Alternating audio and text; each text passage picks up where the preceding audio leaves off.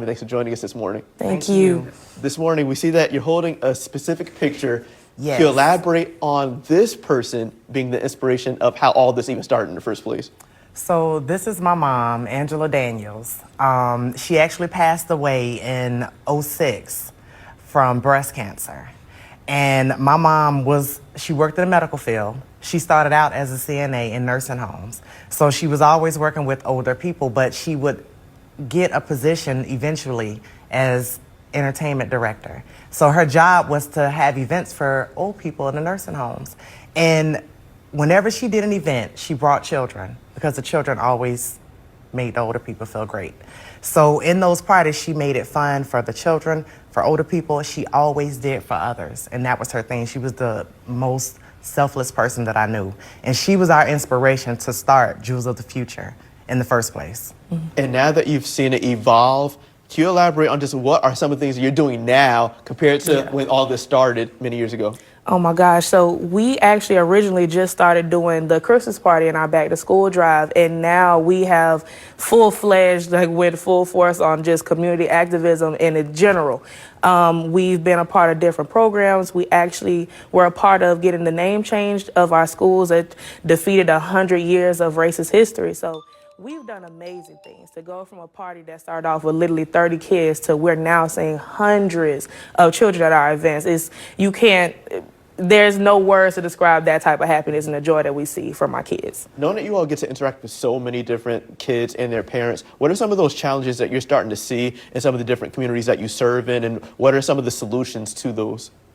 So being that our business, where we actually started doing our parties, is located directly on Moncrief. Seeing some of the kids come in, I mean, it's a struggle. Single mothers, even two-parent homes are struggling, especially in the economy, but to be below poverty, below the poverty line. We see kids that need clothes. We see kids that are hungry. We see kids that can't even get just decent grooming. So we have to have resources.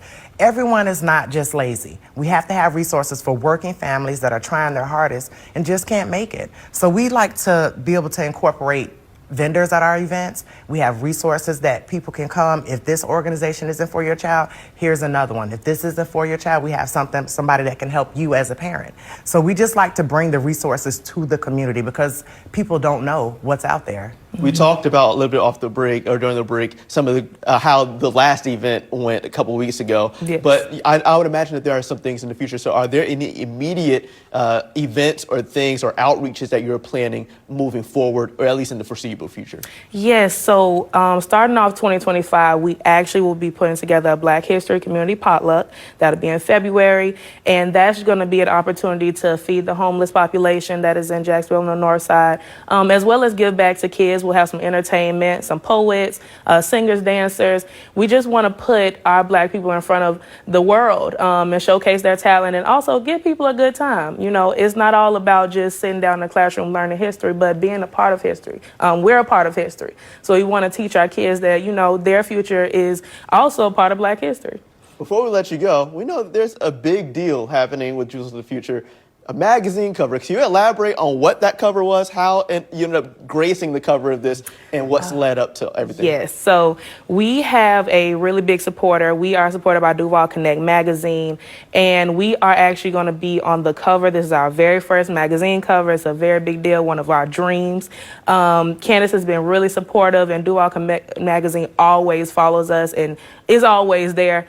And they just really support the work we did. We've been activists, like you said, almost a decade. So it's a really big deal to be in the spot, to see yourself on a magazine and in papers. Like, it is a dream come true. I love it. Congratulations to you all. Thanks for what you're doing, and thanks for joining us on The Morning.